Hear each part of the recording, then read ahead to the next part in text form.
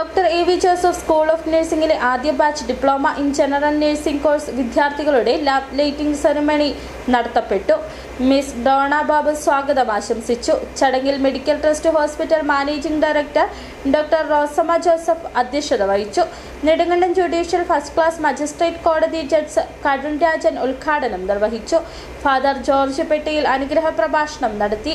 Medical trust hospital CEO doctor Rojin George Joseph മുഖ്യപ്രഭാഷണം നടത്തി. തുടർന്ന് school of nursing principal Julie Joshua, taluk hospital nursing superintendent Josy Francis, medical trust hospital nursing superintendent Marykutty Chacko എന്നിവർ വിദ്യാർത്ഥികൾക്ക് ദീപം തെളിയിച്ചു നൽകി.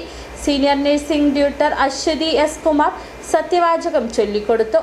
Julie Joshua, doctor Levin Manuel Joseph, medical trust hospital taluk hospital medical superintendent doctor Sherin Joseph, medical trust hospital general manager Aneesh Mohanan, operation manager Titty M Thomas, PTA president Sukumar എന്നിവർ ആശംസകൾ നേർന്ന് സംസാരിച്ചു.